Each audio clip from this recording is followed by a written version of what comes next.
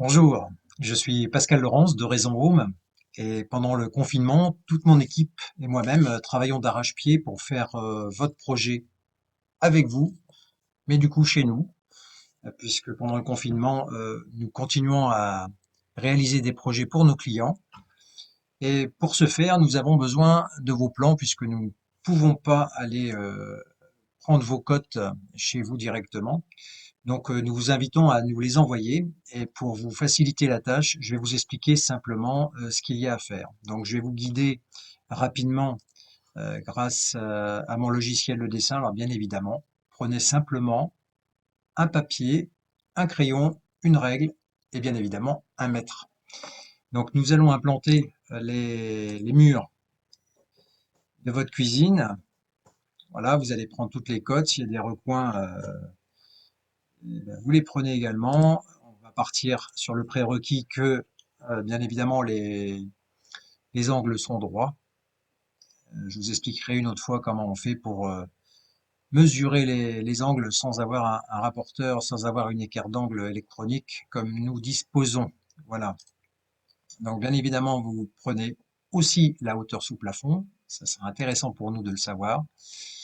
Et une fois que vos murs sont implantés, eh bien, nous allons dessiner les ouvertures et on va commencer par les fenêtres. Donc une fenêtre encastrée, par exemple de Vento. Voilà, vous prenez la largeur extérieure, hein, donc avec les encadrements en bois de votre fenêtre. On va dire que c'est une largeur d'1,20 m et une hauteur de, mettons, 1,10 m, 1,15 m, voilà. Et on va dire qu'à gauche, il y a 1,25 m. Ce qui est intéressant également, c'est la hauteur d'allège, donc savoir sur quelle hauteur est posée votre fenêtre. Voilà, on la pose. Et donc ici, je dispose des informations, la hauteur d'allège, la dimension de ma fenêtre et le positionnement par rapport au mur. On va faire la même chose avec les autres ouvertures. Hein. On peut imaginer qu'on a une baie coulissante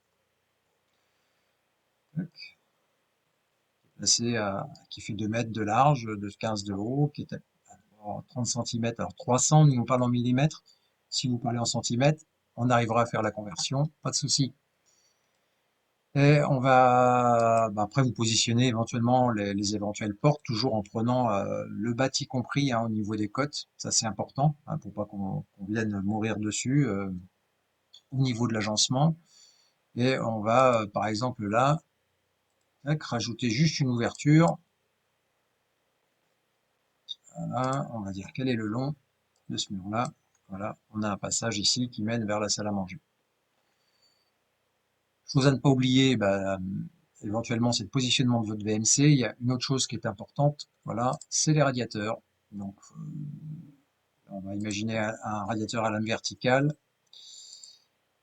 On va positionner également sur le mur.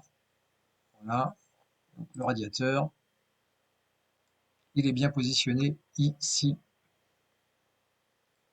Ensuite, il faudra nous donner tous les éléments techniques dont vous disposez, à savoir les prises, les emplacements de prises, éventuellement emplacement du gaz, les arrivées et évacuation d'eau, parce que ça c'est assez important. Donc si vous pouvez le positionner, vous faites une vue de face éventuellement, et vous positionnez les prises telles que, avec les hauteurs, approximativement, hein, pas un relevé très très précis, mais plus il le sera, plus ce sera simple pour nous, et pour pouvoir vous faire un plan le plus exact possible.